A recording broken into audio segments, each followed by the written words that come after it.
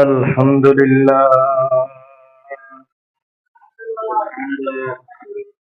الحمد لله نحمده ونستعينه ونستغفره ونؤمن به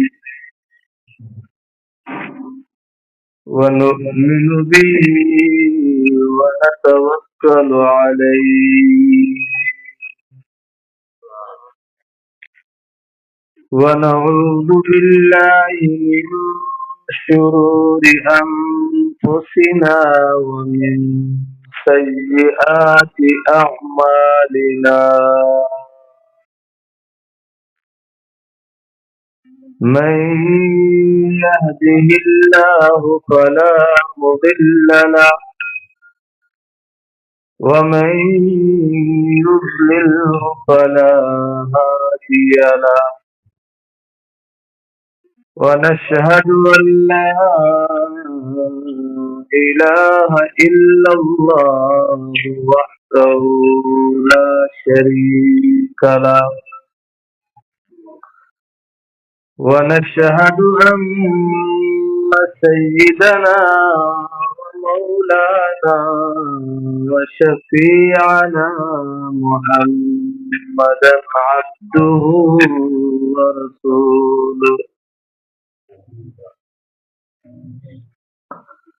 أما بعد أعوذ بالله من الشيطان الرجيم بسم الله الرحمن الرحيم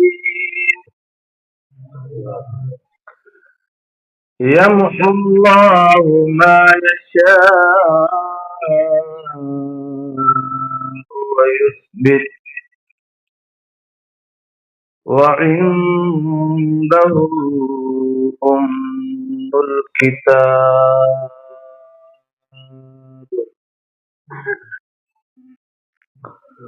وقال تعالى في مقام آخر وما أرسلناك إلا رحمة للعالمين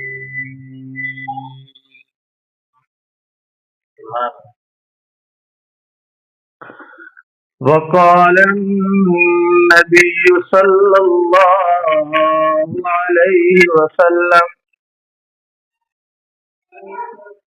إن سلعة الله لغالية إن سلعة الله الجنة وقال النبي صلى الله عليه وسلم اللهم ارحمني بترك المعاصي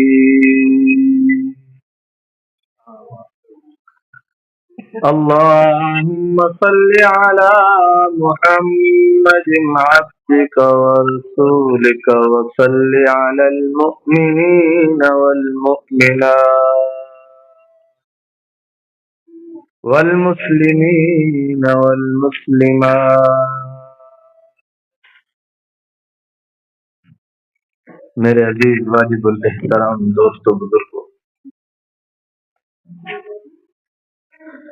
جناب نبی کریم صلی اللہ علیہ وسلم نے ارشاد فرمایا کہ پورے سال میں 5 راتیں ایسی ہیں کہ ان راتوں میں جو اللہ کی عبادت کرتا ہے وہ اللہ کا محبوب بن جاتا ہے۔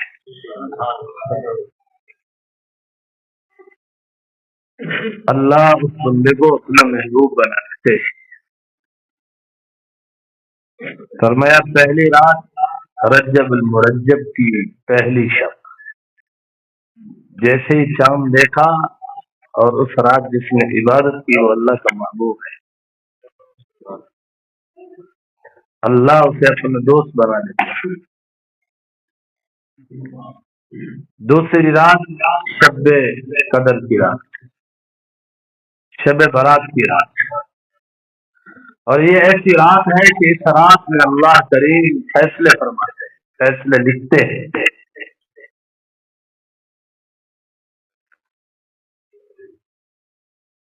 जो लोग इस रात के इनकार करते हैं उनके पास कोई दलील नहीं है, वो बेदलील इनकार कर रहे हैं।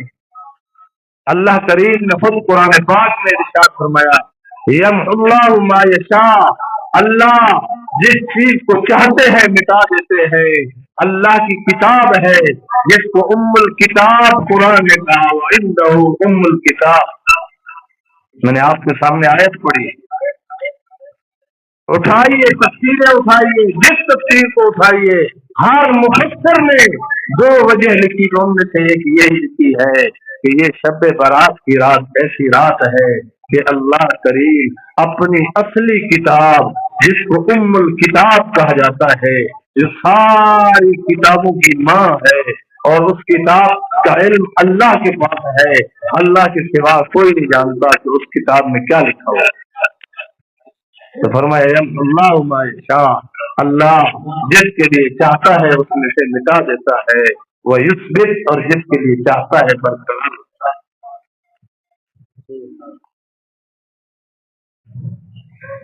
अपने आप को पता नहीं 30 माह खान समझते हैं, तो कभी हम बेअक्लों को समझाओ कि तिलावत भी कर लिया करो कुरान की, कभी अल्लाह के कलाम को समझ भी लिया करो, कभी तफासीर का मुताला भी कर लिया करो, ताकि आपके दिल में दिमाग में जो खरनाक भरा हुआ है उसके मुताला करते नहीं और पूरे इलाके में शोर मचा देते हैं, ये बिद्दत है, बिद्दत है, बिद्दत है। तो तुम बड़े मुवहिद हो। जो कम वक्त नालायक नमाज नहीं पढ़ता, जो कभी कुरान की तिलावत नहीं करता, वो भी मुंह उठा के कहता है ये बिद्दत है। तो उसके बाद कभी कलाम इलाही की अलावा की और किताब से पढ़कर मसला बताता है। अल्लाह फरमा रहे यमहुल्लाहु मा यशा व युस्बित व इंदहु उम्मुल किताब, अल्लाह के पास असली किताब है जिसको उम्मुल किताब कहा जाता है। उसके अंदर अल्लाह हर आदमी के मुताल्लिक तफसीलात लिखते हैं, हर आदमी के साल भर के आमाल लिखते हैं, साल भर की खुशियां लिखते हैं, साल भर की परेशानियां लिखते हैं, साल भर की मुसीबतें लिखते हैं, साल भर के लिए अल्लाह लिखते हैं कि ये कौन शकील कर्ब होगा, कौन सादतमंद होगा। शाह वलीउल्लाह मुहद्दिस देलवी रहमतुल्लाह अलैह का बेटा अपने उस्ताद के पास पढ़ने जाता था। शाह वलीउल्लाह मुहद्दिस देलवी रहमतुल्लाह अलैह साहिब कश्फ वली थे। आपने इसी रात को मुराकबा किया और अपने बेटे से कहा, अल्लाह की किताब उम्मुल किताब में आपको उस्ताद बदबख्त लिखा हुआ है, शकील लिखा हुआ है।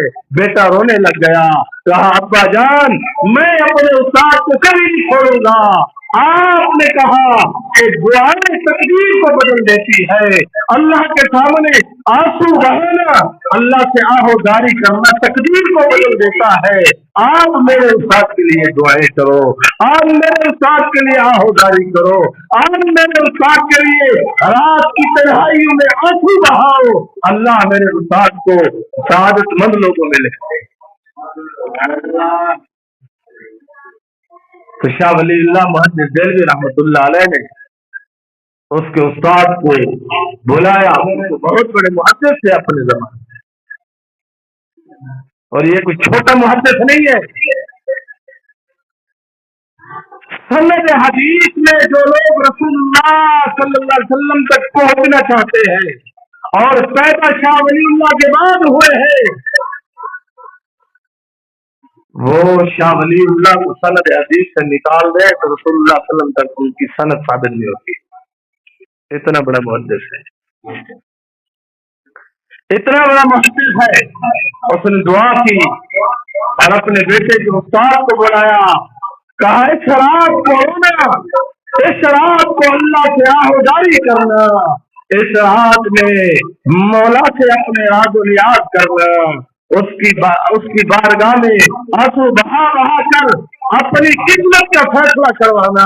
मैं भी दुआ करूंगा اور مجھے یقین ہے اللہ تیرا نام تبدیل کر دے گا۔ اگلے سال جب باپ نے پھر مراقبہ کیا، یعنی شاہ ولی اللہ محدث دہلوی رحمۃ اللہ علیہ نے، تو مراقبے میں استحضار ہوا، اللہ نے ان کے سامنے پردہ چاک فرمایا، اپنے بیٹے کو کہا اس سال اللہ کریم نے اپنے ہاتھ قدم سے تیرے استاد کے رونے دھونے کی وجہ سے، آہداری کرنے کی وجہ سے اللہ نے اس کا نام سعادت مندوں میں شامل کر دیا۔ یم اللہ ما یشاء، جو بدبخت لکھے ہوئے ہیں، شقی لکھے ہوئے ہیں، اللہ جن کے لیے چاہتا ہے ان کو شقی کی لسٹ سے ان کا نام مٹا دیتا ہے، ان کے نام بدبختیوں سے مٹا دیتا ہے، اپنے دشمنوں کی لسٹ سے اللہ ان کے نام کاٹ دیتا ہے۔ یم اللہ ما یشاء، یہ اللہ کا اختیار ہے۔ جو کہتے نہیں بدل سکتا نہیں بدل سکتا، تو کیا مطلب؟ آپ کہتے ہو ان اللہ علی کل شیء قدیر، اللہ ہر چیز پر قادر ہے، اللہ ہر چیز پر فیصلہ کرنے والا ہے، اللہ قادر مطلق ہے۔ ایک طرف تو کہتا ہے میں بڑا موحد ہوں، اللہ کو سب سے بڑا مانتا ہوں، اور اللہ نے ہی کتاب کو لکھا ہے، اللہ ہی فیصلے لکھتے ہیں۔ جب انسان اللہ کی بارگاہ میں آنسو بہاتا ہے، اس رات کو آہداری کرتا ہے، اللہ کے حضور دل گرا کر معافیا مانگتا ہے، اللہ کریم اپنے فضل سے اپنے کرم سے اس کا نام بدبختوں سے ہٹا کر سعادت مندوں میں لکھ دیتے ہیں۔ وَيُثْبِتْ، اور فرمایا جو اس رات کو جاگنا چاہے تو وہ یہ دعا کرے، اے اللہ اگر میرا نام بدبختوں میں ہے تو کرم کیجیے، کیونکہ آپ نے خود فرمایا یا اللہ ما یشاء کہ آپ جس کو چاہے جس کے متعلق چاہے مٹا دیتے ہیں، تو بدبختوں میں سے میرا نام مٹا دیجیے، وَيُثْبِتْ، نیک بختوں میں سعادت مندوں میں میرا نام لکھ دے۔ یہ بدنصیبی ہے لوگوں کی کہ 5 عظیم راتیں ہیں اور یہ شکوک و شبہات کی بنیاد پر اور دقیانوسی باتیں بنا کر انکار کرتے ہیں۔ ابھی آپ نے مغرب کے بعد اعمال کیے ہیں، سورہ یاسین پڑھی ہے، تو اجتماعی عبادت تو نہیں، وہ کہاں نے صرف یہی لکھا ہے کہ اجتماعی عبادت کا اہتمام نہ کرو، یعنی نوافل کا اہتمام ایسے نہ کرو کہ امام کھڑا ہو اور پیچھے جماعت کی صورت بنا جیسے تراویح میں ہوتی ہے، ایسی صورت سے منع کیا۔ ایسا نہیں ہے کہ ایک امام نے پڑھا اور ایک آیت سب کو پڑھائی ہو، نہیں، ہر ایک الگ الگ پڑھا ہے۔ اور ہمارے اکابر اور اسلاف کا فرض ہے اور ان کا تجربہ ہے، انہوں نے کہا جو مغرب کے بعد سورہ یاسین 3 مرتبہ پڑھتا ہے، اللہ کریم اس کا نام سعادت مندوں میں شمار فرما لیتے ہیں۔ اللہ کریم سال بھر کے لیے اس پر آنے والی مصیبتوں کو ٹال دیتے ہیں، اللہ کریم اس پر سال بھر کے لیے اس کو فراغ کر دیتے ہیں۔ یہ گھر بیٹھ کے تبصرے کر رہے ہیں، یہ بدعت ہے، یہ بدعت ہے، کہاں پڑھا ہے؟ کون سی کتابیں دیکھی ہے تم؟ اللہ کا کلام دعویٰ کرتے ہیں، قرآن پڑھتے ہیں، ہم قرآن مانتے ہیں، تو آؤ مانو قرآن کو۔ یم اللہ ما یشاء ویثبت۔ اب آئے بائے شاید یہ ہم پہلا مطلب لیتے ہیں، دوسرا مطلب لکھ لیتے ہیں، مفسرین نے جو لکھا ہے غلط لکھا ہے۔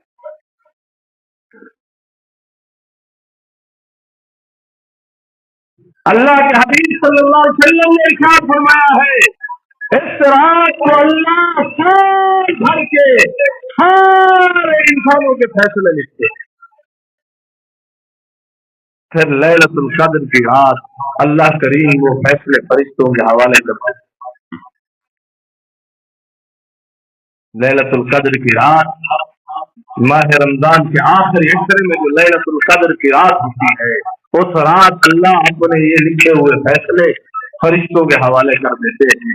میں نے حدیث پڑھی ہے، علامہ ابن کثیر نے لکھا ہے وہ تقدیر جو معلق ہے، جو تبدیل ہو سکتی ہے اعمال کے ساتھ، اللہ کریم فیصلے لکھ کر فرشتوں کے حوالے کر دیتے ہیں، لیکن یہ بندہ اللہ کی بارگاہ میں روتا ہے، اللہ کی بارگاہ میں آہوزاری کرتا ہے، اللہ سے معافیاں مانگتا ہے، اللہ کریم اس کا فیصلہ تبدیل کر دیتے ہیں، وہ فرشتے بھی حیران رہ جاتے ہیں۔ ہمارے پاس لسٹوں میں تو اللہ نے اس طرح لکھا تھا اور اللہ نے اس کے ساتھ یوں کر دیا۔ یہ کہتا ہے رونے دھونے سے کچھ نہیں بنتا، جو بدعت ہے وہ ہم آپ کو سمجھائیں گے، جو عبادت ہے وہ ہم آپ کو سمجھائیں گے۔ شر پسندوں کے پاس ہر وقت اٹھنا بیٹھنا رکھا ہوا ہے، ان سے لیکچر لے رہے ہیں، ان کی باتیں سن رہے ہیں اور بس خراب ہو رہا ہے۔ اپنی اصلاح کی فکر کریں، اپنی اصلاح کی فکر کریں۔ اللہ نے اپنے محبوب صلی اللہ علیہ وسلم کو سارے عالمین کے لیے رحمت للعالمین بنایا ہے۔ مفسرین میں لکھا ہے 18,000 عالم، 18,000 اللہ نے عالم بنائے، 18,000، اور ہر عالم کے لیے، ہر مخلوق کے لیے اللہ نے اپنے محبوب کو نبی بنا کر رکھا ہے، اور ہر عالم میں نبی کا زندہ ہونا ضروری ہے۔ اگر نبی حیات نہیں ہے تو پھر اس عالم کے لیے نبی کی نبوت کیسے ثابت ہوتی ہے؟ عالم ارواح میں بھی نبی، ساروں پر نبیوں پر بھی نبی تھے، تمام ارواح پر روحوں پر، تمام ارواح پر اللہ کے نبی نبی تھے، اور وہاں ان کی حیات ہے۔ پھر دنیا عالم ہے تو یہاں بھی نبوت اس وقت مانی گئی جب جناب رسول اللہ صلی اللہ علیہ وسلم تشریف لائے۔ ہر نبی سے نبوت کا اعلان کروایا، لیکن نبوت کا نفاذ 40 سال کی عمر کے بعد کروایا۔ تو انہیں میں سے ایک عالم برزخ بھی ہے جس کو قبر کی زندگی کہا جاتا ہے۔ کچھ نادان کہتے ہیں حضرت جی ہمیں سمجھاؤ قبر کی زندگی کیسے ہوتی ہے، ہمیں سمجھاؤ۔ قرآن کہتے ہیں وَلَٰكِن لَّا تَشْعُرُونَ، تمہیں سمجھ نہیں آئے گی۔ اللہ نے قرآن پاک میں فرمایا وَلَٰكِن لَّا تَشْعُرُونَ، تمہیں قبر کی زندگی سمجھ نہیں آئے گی، جو میرے رسول نے بیان کر دیا بس مان۔ حبیب خدا نے قیامت کے متعلق نشانیاں بتائی، قیامت کے قائم ہونے کے متعلق بتایا، قیامت کیسے قائم ہوگی۔ آپ مجھے کہو حضرت جی سمجھاؤ، میں تو نہیں سمجھا سکتا، دنیا کو کوئی مفسر کوئی محقق نہیں سمجھا سکتا، بس اتنی سی بات ہے، قیامت آئے گی، اللہ کا امر ہوگا، سارا نظام درم برم ہوگا، ہمیں تو نہیں ہے پتا وہ کیسا امر ہوگا، کس وقت ہوگا، کس دور ہوگا۔ ہم نے حدیث پڑھی ایمان لے آئے، بس قیامت ہوگی۔ قیامت سے پہلے رسول پاک صلی اللہ علیہ وسلم نے جو علامات اور نشانیاں بیان کی، ہمارا ایمان ہے وہ پوری ہوگی۔ اس پر تبصرے بازی اور بحث کرنا یہ مومن کی نشانی نہیں ہے۔ اللہ نے خود ارشاد فرمایا وَمَا يَنطِقُ عَنِ الْهَوَىٰ إِنْ هُوَ إِلَّا وَحْيٌ يُوحَىٰ، کہ میرا محبوب اپنی مرضی سے نہیں بولتا، اپنی خواہش سے نہیں بولتا، اور وہی کی دو قسمیں ہیں، وہی مطلوب غیر مطلوب۔ ایک وہ وہی جس کی تلاوت کی جاتی ہے وہ کلام الہی ہے، دوسری وہ وہی جو تلاوت نہیں کی جاتی یعنی حدیث پاک ہے، اور دونوں اللہ کی طرف سے وحی کی جاتی ہے۔ سورت وحی کی صورت مختلف ہے بس، لیکن دونوں کو وحی فرمایا گیا، دونوں کو۔ تو دونوں میں سے کسی کا انکار کرنے والا غیر اسلام سے خارج ہے۔ تو تحقیقات کا بڑا شوق ہے تو تحقیقات کیجیے، پڑھو، عالم بنو، تمہارا استاد کوئی نہ ہو تو تم ابلیس کے راستے پر چلو گے، حدیث کا انکار کرتے جاؤ گے، کبھی قرآن کا انکار کرو گے، کبھی صحابہ کا انکار کرو گے، کبھی صحابہ پر تبرہ کر بیٹھو گے۔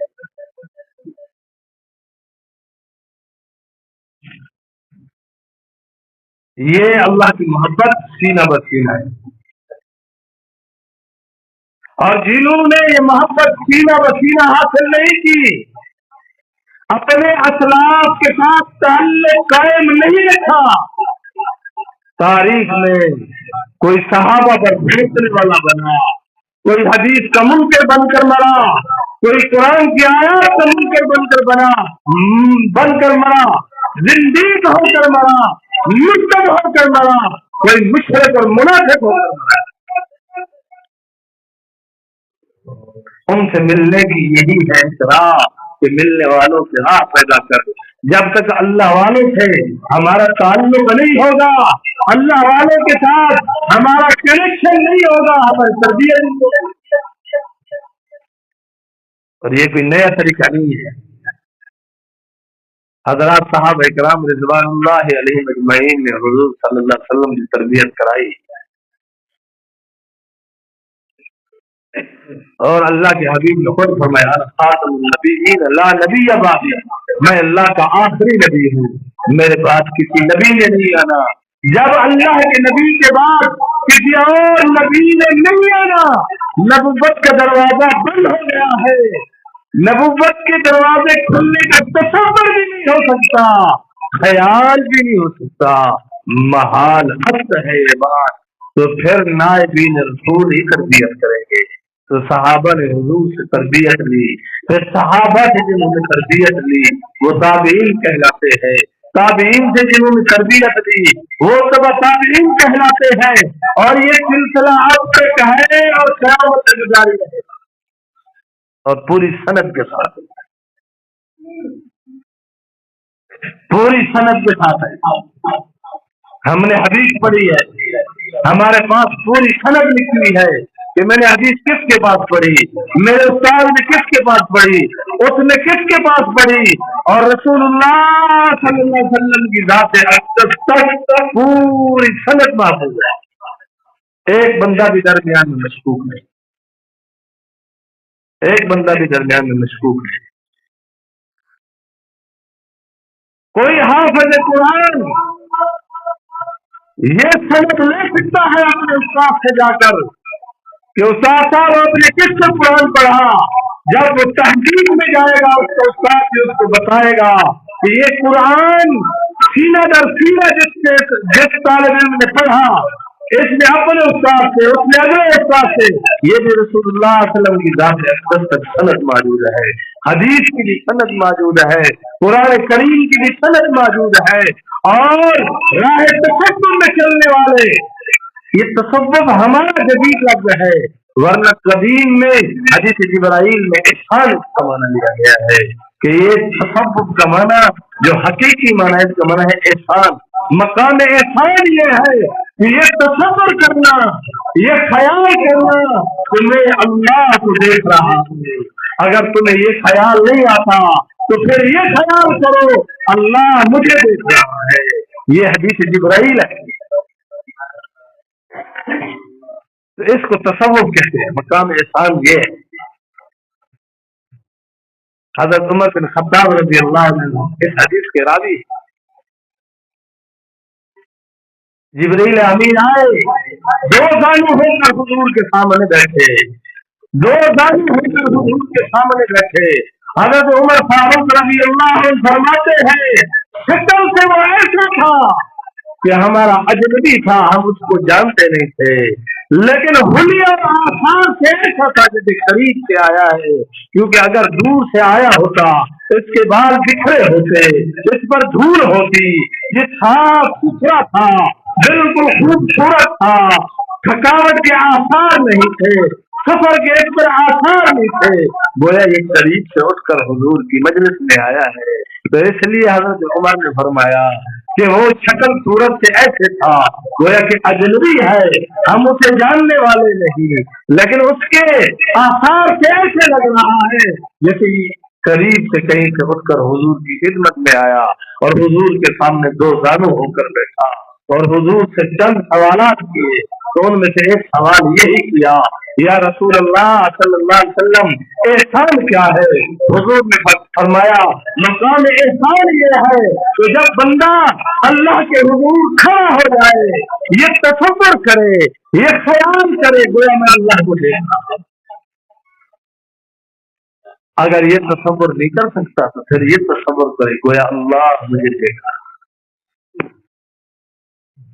یہی تصور ہے، یہی بزرگی ہے، یہی علاوت ہے۔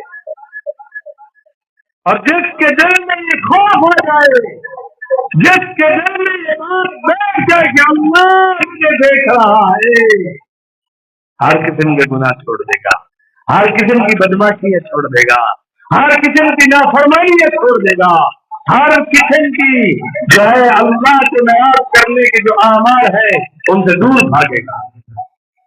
اور یہ خانقاہ میں سکھایا جاتا ہے، حقیقی اللہ والوں کے ساتھ تعلق قائم کریں۔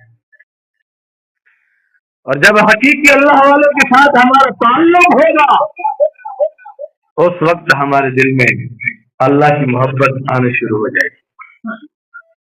ان عرضنا الامانة على السماوات والارض والجبال فابين ان يحملنها،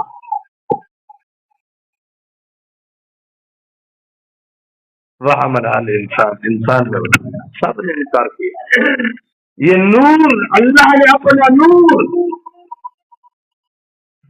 اپنی وحی کا جو نور ہے اللہ نے زمین پر پیش کیا، پہاڑوں پر پیش کیا، آسمانوں پر پیش کیا۔ وحملہ انسان، اس سے پہلے اللہ نے ان عرضنا الامانة على السماوات والارض والجبال فابین، سب نے انکار کر دیا، فابین، نہیں میرے مولا نہیں۔ اور یہ عملی طور پر بھی جب موسیٰ علیہ السلام نے اللہ سے التجا کی مجھے اپنی زیارت کرائیے، اللہ کریم نے فرمایا موسیٰ میں اپنی تجلی ڈال رہا ہوں، کوہ طور پر اپنی تجلی ڈال رہا ہوں، اگر تو نے اس کا تحمل کر لیا تو پھر میری زیارت بھی کر لے گا۔ اللہ نے تھوڑی سی تجلی ڈالی، پہاڑ ٹکڑے ٹکڑے ہو گیا، موسیٰ علیہ السلام گرے بے ہوش ہو۔ پھر یہ اوراق وہی کا نور اٹھا سکتے ہیں؟ نہیں، یہ نقوش علوم ہے، یہ نقش ہے، تصویر ہے ایک قسم کی جسے ہم دیکھ کر قرآن پڑھتے ہیں۔ حقیقت میں وہی ایک نور ہے، قرآن ایک نور ہے جس کا تحمل صرف یہ سینہ کر سکتا ہے، مومن کا دل کر سکتا ہے بس۔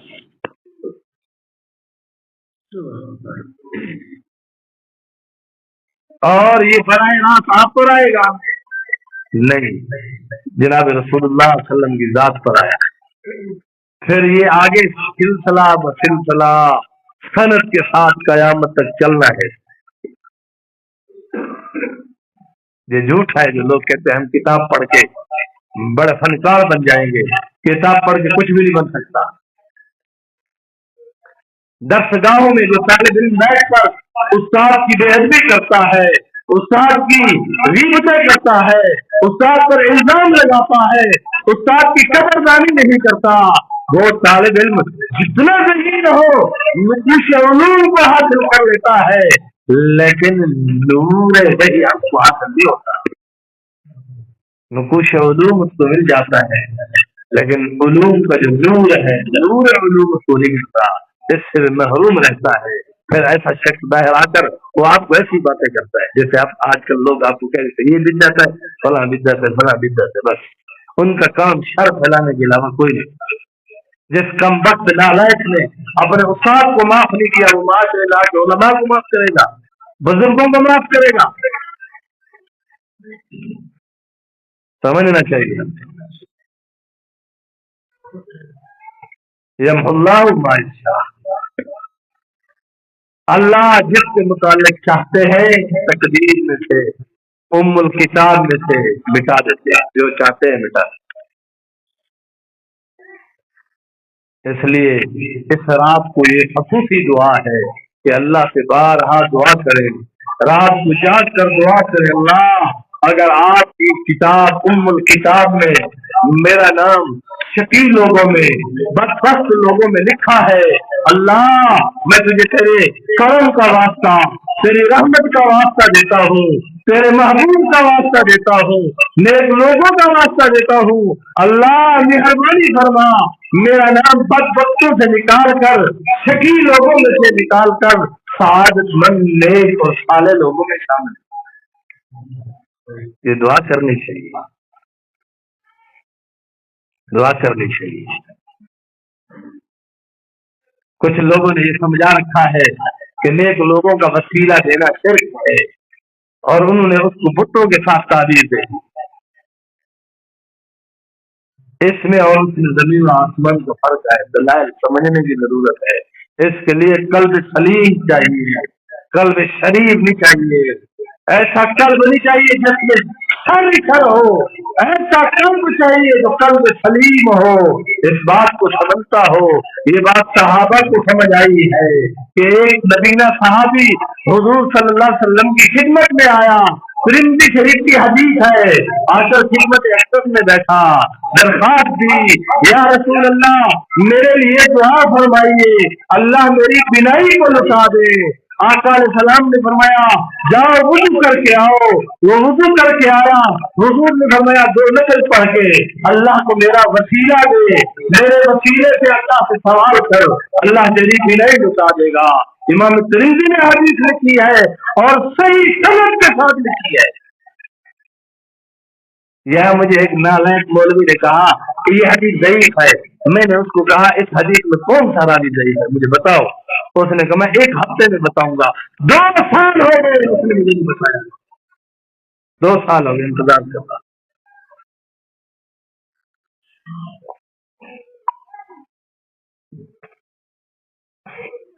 दो साल हो गए उसने मुझे कोई जवाब नहीं दिया।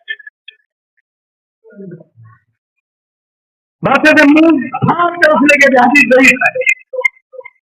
मैंने उसको कहा मिशकात शरीफ में हदीस है, रसूल पाक सल्लल्लाहु अलैहि वसल्लम ने इरशाद फरमाया अल्लाह ने एक जमात की गिनती लगा दी है फरिश्तों की, अल्लाह की जमीन पर फिरती है, उनकी सिर्फ एक गिनती है। जब भी अल्लाह की जमीन पर कोई दुरूद शरीफ पढ़ता है वो फरिश्ते ले जाकर हुजूर के रोजा पर पहुंचा देंगे, हुजूर को नाम के साथ बताएंगे फला दिन से फला भेजा। वो कहता है ये हदीस ज़ईफ है। मैंने कहा इस हदीस में कौन सा रावी ज़ईफ है? कहता है 1 हफ्ते के बाद बताऊंगा। 2 साल हो गए और मैंने उसको इतना कहा, मैंने कहा मौलवी साहब जरा जुबान संभाल के, जब तक मैंने हदीसों का ज़ात नहीं बताएगा दलील के साथ, उस वक्त तक मैं समझूंगा तू नुक्ता ज़ईफ से पैदा हुआ है, तेरा नसब ज़ईफ है। फिर भी उसको गैरत नहीं है, अगर मुंह फाड़ के कहता रहता है ये मुशरिक है, ये बिदअती है, बस ऐसा कहने से मुशरिक हो जाएगा। शरीयत तेरे बाप की है कि तू फैसला करके कहता फला मुशरिक हो गया, फला बिदअती हो गया, फला फला हो गया। जो शिर्क है वो भी हम बताएंगे, जो शिर्क है वो भी हम बताएंगे। गैरुल्लाह से मदद मांगने वाला मुशरिक है, गैरुल्लाह के नाम पर चीज़ें बांटने वाला मुशरिक है, गैरुल्लाह के नाम पर ज़िना करने वाला, दरबारों में नज़र न्याज चढ़ाने वाला मुशरिक है, और जो खाना उसने दिया वो हराम है, उसको कोई मुसलमान नहीं खा सकता। हाँ मैं बताता हूँ तुझे, तौहीद ये है वमा उहिल्ल लिगैरिल्लाह, अल्लाह के गैर का नाम अगर लिया जाए वो चीज हलाल नहीं हराम। इन्नमा हर्रम अलैकुमुल मैतत,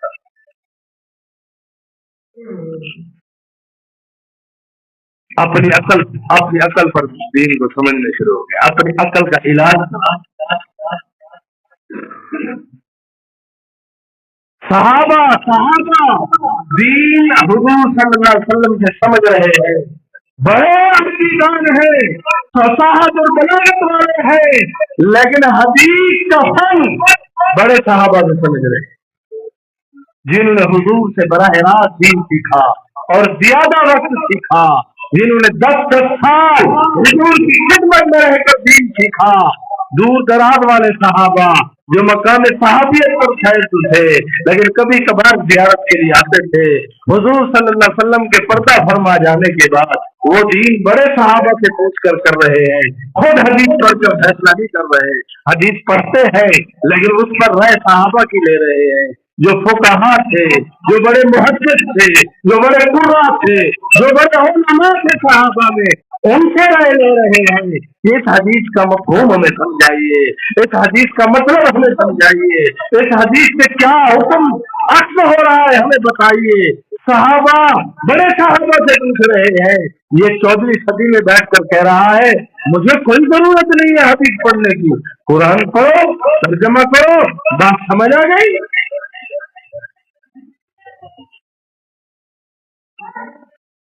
88 کون ہے؟ جناب رسول اللہ صلی اللہ علیہ وسلم کی ذات۔ قرآن کا ہر حکم صحابہ نے